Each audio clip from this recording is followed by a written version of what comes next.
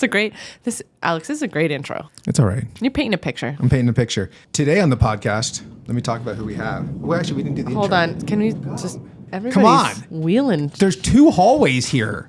You go the other hallway. Like, there's somebody with like a trade show booth went by. Another guy with like an obscenely large garbage can for... I've never Several even seen times. it. Yeah. Lots of noise outside the studio today. Okay. So today on the podcast... Well, I got to do the welcome. Like the... Oh, hey. yes.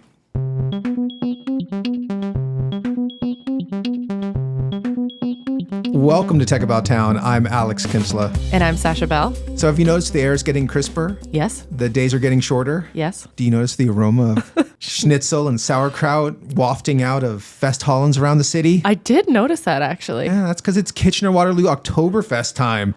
Today on the podcast, we're welcoming KW Oktoberfest President Allan Cayenne and Ambassador Allie Steffler into the studio to discuss the festival's continuing evolution, its transitions, and what it means to the region. Yeah, the community. You know, we're also going to discuss our favorite Oktoberfest food and where to get it. I did put a note here. It's Huberta's House, which is the Mannheim Rod and Gun Club. Okay. Have you been there? No. Holy cow. That is some good food. I think you need to... I think I need to... Our families need to buddy up, and you can just lead me through next weekend. Techtoberfest 2016 went there and had like a private party. Dang. Yeah. Just a thing. Let's talk about our guest, though. So Allie recently graduated with a Master of Arts in Media Production from Toronto Metropolitan University. Shout out to the DMZ. And she's currently working as a producer's executive assistant at Scythia Films in Toronto. Dang. Yeah. And Allan is a sales representative with eXp Realty and his 3rd year as president of the festival. He makes really great Instagram reels. He also played rugby with my brother-in-law. You know and everybody. He sold my wife's great uncle's house recently. Your wife's great uncle's house. So let's welcome in the studio. Hi, welcome Allie Steffler and Allan Cayenne. Thanks for joining us. Thanks for having us. Okay, so I warned you guys about this, but the first thing I'm going to ask you to do is describe your outfits because they're so amazing and anyone listening can't see them. Well, thank you. Yeah, we're both wearing Tracht. So I am wearing Lederhosen, which translates to leather shorts. And so I've got my Lederhosen on as well as a green checked shirt and a nice little vest on top to complement it. Your Lederhosen you didn't go so far to say like look like they're embroidered with like beautiful images of like deer and flowers. Yes. And your vest is like a wool and leather vest. It's very cool. Thank you. And you've got the then socks. I've got my socks on. Yeah, some high socks on as well. And they're also look like they're embroidered. Mm-hmm. It's amazing. Yeah, the attention to detail. Yeah, unmatched. Allie, over to you. Thank you. I am wearing my dirndl, which is the Bavarian dress. It's one of my favorite things to wear, and I love that I've been able to wear it so much this season. It's a blue with these beautiful flowers all over it. I have the lacy blouse. I have my Edelweiss earrings, and of course my ambassador sash. Yes. Can you tell us about your role as Oktoberfest Ambassador? It has been such an incredible 11 months, and I'm so excited for the next 2 weeks. It's going to be an absolutely incredible time. I have gotten to meet so many incredible people in the community and meet businesses and really just understand even more what this festival is all about and get to spread a little bit of Gemütlichkeit, which is the spirit of Oktoberfest. Oh my gosh, amazing. So what's the selection process? Because it used to be Miss Oktoberfest, Alex was telling me, and now it's Oktoberfest Ambassador. So we're 2024, it's how we roll. What's the selection process like? I know we're here to talk about Oktoberfest, but I'm very distracted by everything that I see. No, it's such an interesting process. So it's application based, and the candidates come around with me throughout the festival and get to go to events and really understand, how they work and see things that they wouldn't have got to experience otherwise, perhaps. Yeah. And then at the end, they do an interview process with members of the community. And then that's determined. And the winner is announced at the end of the festival for next year. Oh, so fun. Mm-hmm. Are you part of the selection for next year? No. Do you get to select? Okay. No, cool. no. Impartial. The whole ambassador committee is completely out of the selection process to keep it completely unbiased.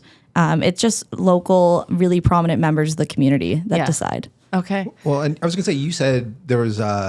your dad is digitizing home videos and found something that kind of predicted this. It's pretty crazy. From my first birthday, my dad's friend says to him, "Hey, that could be future Miss Oktoberfest right there."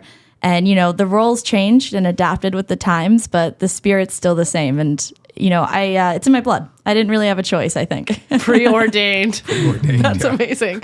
Allan, can you just, I've lived in Kitchener for 5 years now. I knew about Oktoberfest because if you live in Ontario growing up, this is the place to be. For sure. In October is this party.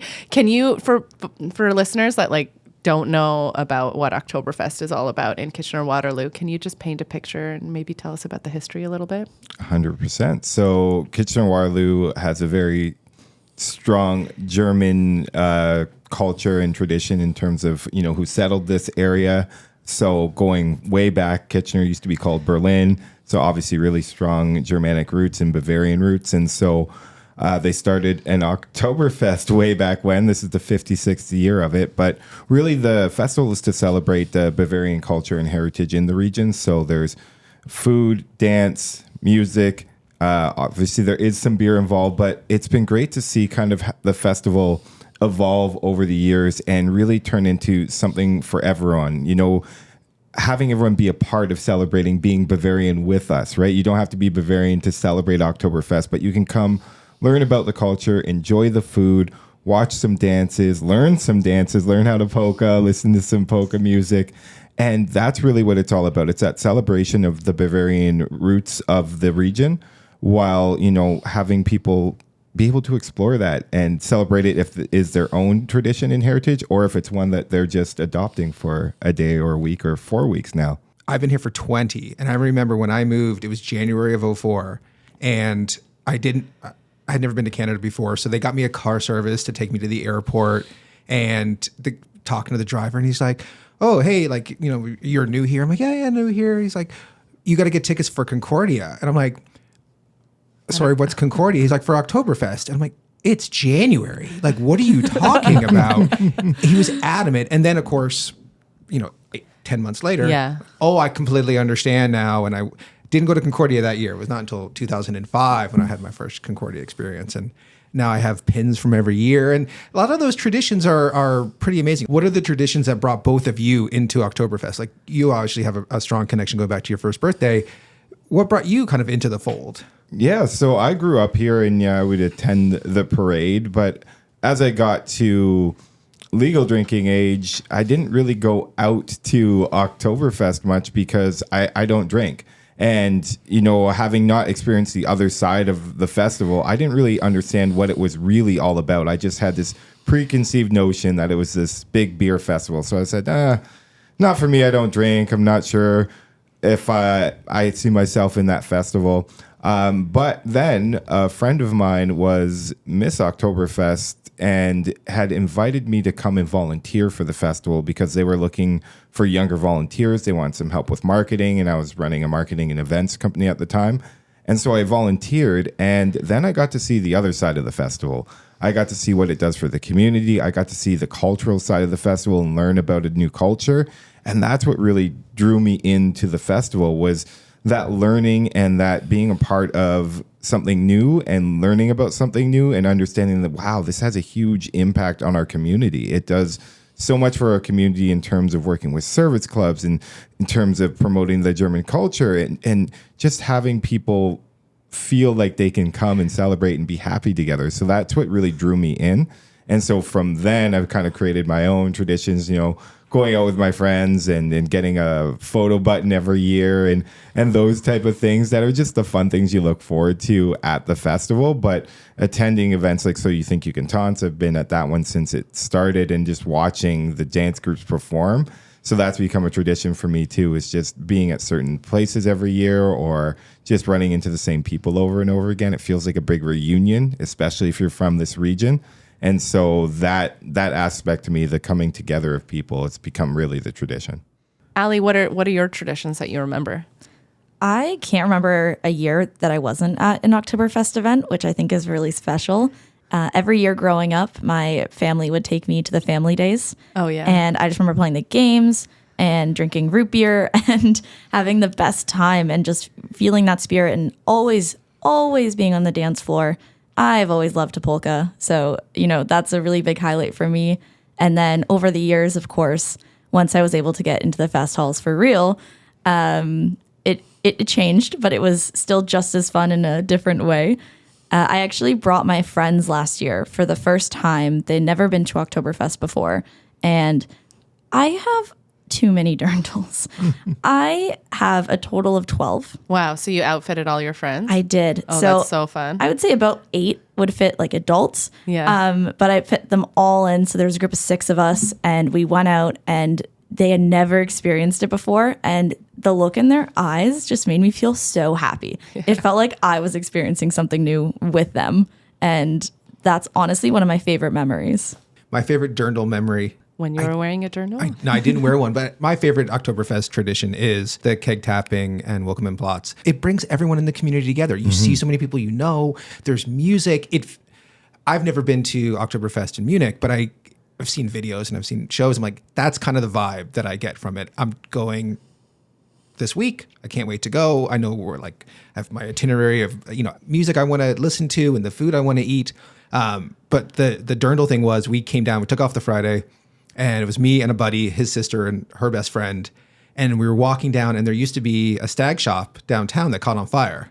Okay. There was. I remember that one. And they were like, we're going to get dirndls and not traditional dirndls, but they got dirndls from stag shop and wore them. And we went to the tent and then we went to Concordia. She met her husband that night. Wow. Way. Yeah. She guy came up and was like, nice dirndl. And they got to talking. And then, a year later they were married. That is a love story if I've ever heard one. And we're like, and my buddy and I, we still talk about it. And we just laugh at the fact that, his sister met someone wearing a stag shop dirndl of all things. I met my husband on Halloween at a Halloween party and I was dressed up. What were you dressed as? I was dressed up as Ziggy Stardust, but this was I'm going to date myself, but everyone thought I was Lady Gaga because it was it was like 15 years ago. Disappointing. I but know. Yeah, I had like a lightning bolt on my face. I was wearing this like gold lame unitard. It was very cool. Amazing. I love Bowie. That's awesome. Yeah. Every year I say I'm going to get trucked. And like this year I was out of town and I missed the sale at Concordia. And I'm still upset. Get him next year. I got a guy. So whoa. We should talk after. We'll talk after the episode. This year, the Welcome in Platz is moved back to King Street, Carl Zehr Square. What does that mean? Because this is the first time I feel like in a couple of years it's been there. What date is it? Is it happening? It's on the 11th. October 11th. October 11th. Yeah. And the keg tapping's at 12:30? 11:30 to 12:30 will be the 12:30. cake tapping. Yeah. But what's the move back been like? It's been good. So we wanted to have a place where we could have a multitude of things happen, right? So obviously we have all of our vendors down King Street, and so that's incredible. And then using Carl Zehr Square allows us to have big stage on King Street itself with some tents set up in the square. We can use the balcony as part of it, but we can also use inside City Hall. So that's a really cool part. It's all going to be licensed. And inside City Hall, we get to do Kidtoberfest in there as well. So it's nice to have something because you never know with the October weather, what it's going to be like. And we want people to have the opportunity to come and celebrate no matter what the weather is. So that's why we're going to have heaters in the tents and just have all the preparations for that. But it gives us a space that we know is going to be there for the future and that we can continue to plan and build our footprint around. When is Kidtoberfest? So Kidtoberfest will be every day of that weekend. So the Friday, Saturday, and Sunday of Thanksgiving Day weekend. Yeah, because the Friday, I believe, is a PD day. So it is. The 11th is a PD day. It's exciting. Like I said to my wife, this PD day, I'm going to take the kids down because she works from home. Like, I'll take the kids down, give you the house to yourself. She's like, I'm taking the day off. We're all going to go. I'm like, this is fantastic. Well, I love to hear that. And that's what it's all about. We want everyone to be able to come and celebrate. It's for the whole family, right? Everyone Yeah. should be able to come down, celebrate. It's accessible. It's free for everyone to come and enjoy it. So that's what we're trying to do. And where would people, if they wanted to learn about like what's going on, where did they go? On the internet, on the World Wide best Web? place is Oktoberfest.ca, Oktoberfest with a K. Yeah. .ca. It's got all the information there. You can get tickets for all the Fest Hall and partners on the website. Yeah. It will link you to those tickets. And then it's got all the information about Willkommen and Platz, the parade, Kidtoberfest, Dogtoberfest, everything that's going on. Get Lederhosen for your doggies. So Oh, cute. yeah. That would be Oktoberfest. so cute. They do a Mr. and Mrs. Dogtoberfest. Oh my God. Yeah. That's Yeah. amazing. So it's pretty incredible. They run a great event there. It's good. I was thinking of other times that I had a really good time at Oktoberfest. I have a good time at Oktoberfest every year. I saw Uncle Hans and Tante Frida get married. Yes, Really? Yes, Wow. we, Lindsay from CTV, CKCO at the time officiated it, I believe. For listeners that don't know who Uncle Hans and Tante Frida are. How do you not know? Well, okay, when I Okay. moved here 5 years ago, I was like, Sorry. what's going on here? They're the mascots, no? Yes, they're our Oktoberfest mascots, and yeah, we had them renew their vows, and it was so incredible to have that happen. Romance. So much romance at Oktoberfest, I'm learning. It was a good time. Like we didn't expect it. No, and yeah, I think it was a Hans surprise, had a right? tuxedo. Yeah, we got them all suited up for it. What kind of food can we expect next weekend? There's a lot of food out. Can I get some You can pretzels? start, and then I'll fill in the rest of the food that you missed because there's just so much of it. It's hard to keep track. I will say the food is probably one of my favorite parts of the whole festival because Nice. it is just that good. You have all the classics. You have Oktoberfest sausage, schnitzel, potato salad, schnitzel on a bun if you're feeling crazy.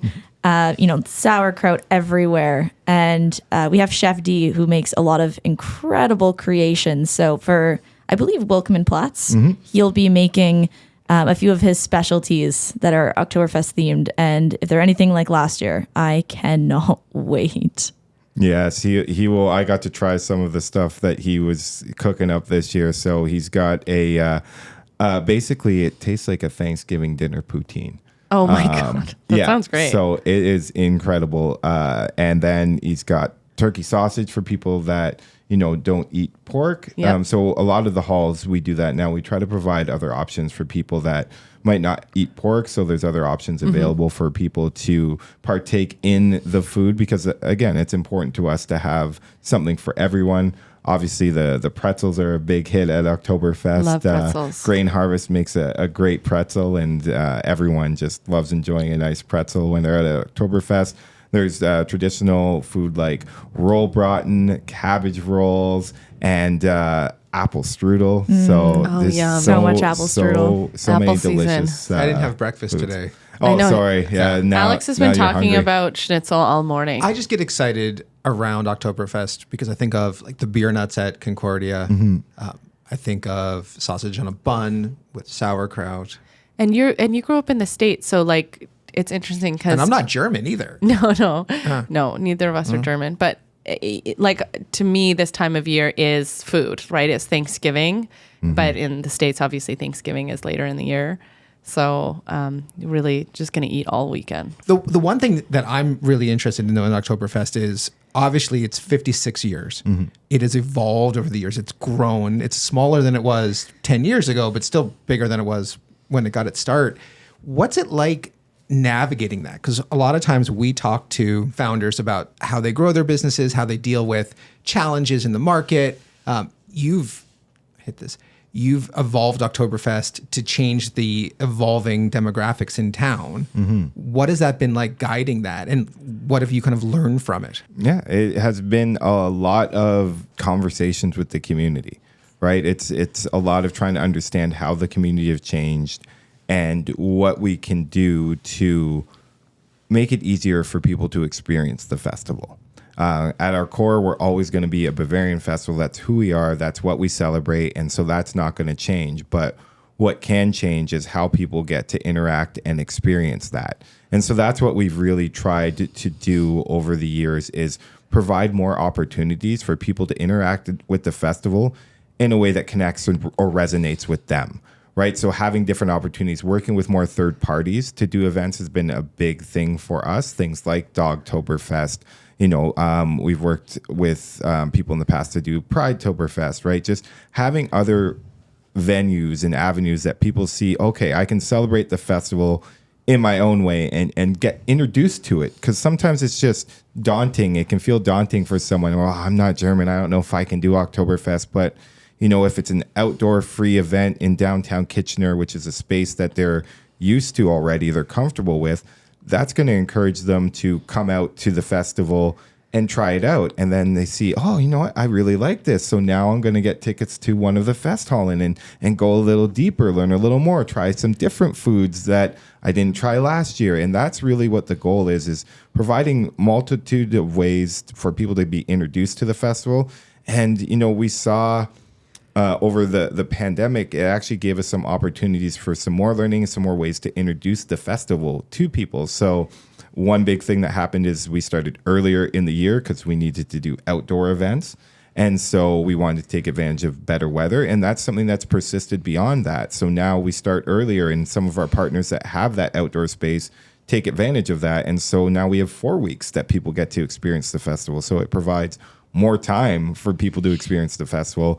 My favorite thing that came out of it is the Wunderwagen. So we came up with this mobile stage that during the pandemic, we weren't even allowed to announce where it was going to be. So we would literally just show up in a neighborhood playing polka music, and people would come out of their homes and come and start enjoying a little Oktoberfest of their own right in their community. And that one really opened my eyes, because what you got to see is people experience the festival that probably wouldn't have gone out to experience it.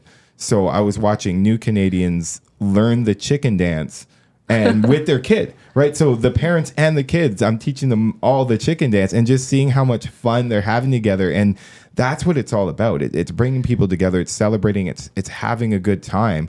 And you see that when you go out into the community and you bring that Gemütlichkeit to the community.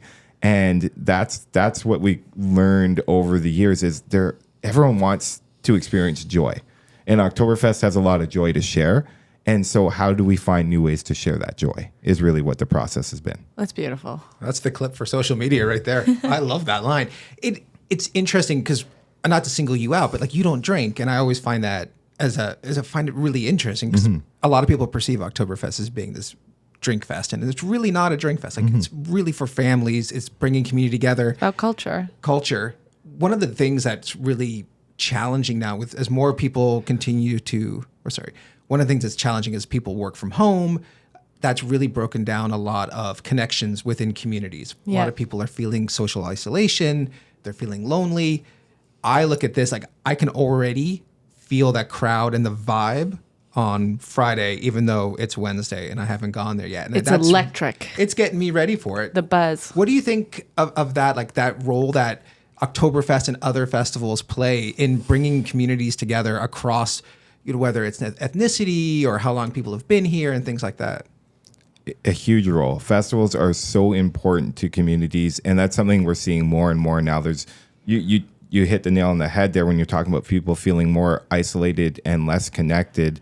I've seen several studies showing that, and just showing less people even knowing their neighbors. That it's wild now that even Canadians, right, might only know 1 or 2 neighbors on average.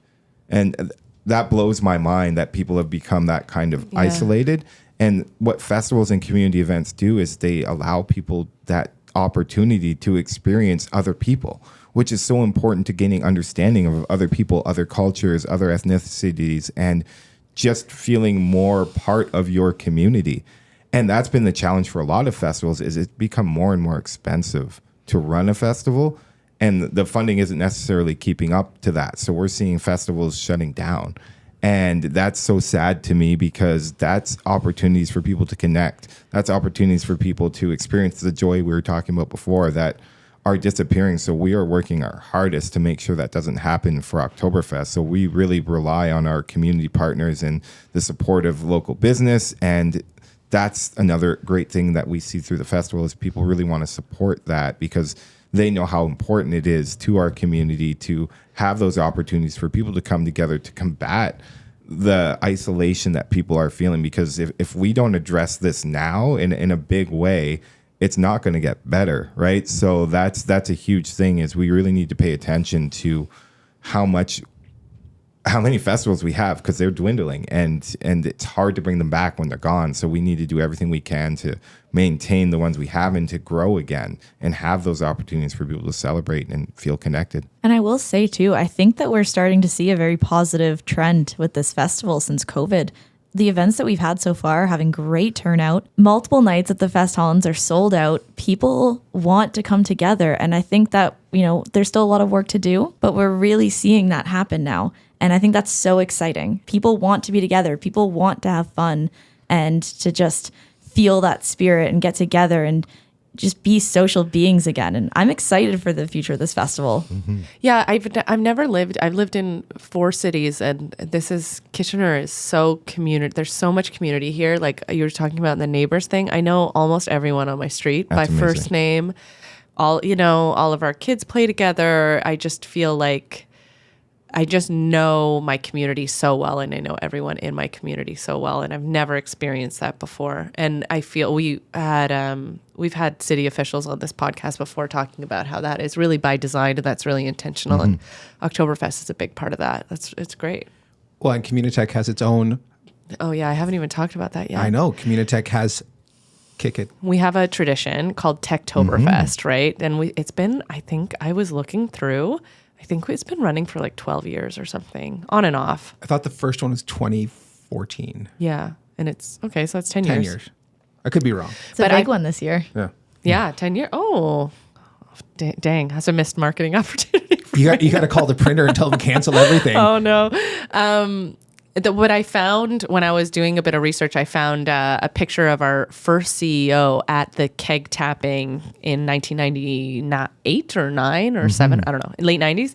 So Techtoberfest, Communitech has been involved with Oktoberfest for decades, and Techtoberfest is our version of that. And this year, it's essentially an event called Investor House, which we have featured as part of Techtoberfest in the past, but this year we're blowing it out to be the whole day, and we're gathering lots of folks in the tech industry to come together, and it's all about investment, capital, and money, really, and just investment. And we're having speakers, we're having panels. Alex loves a panel.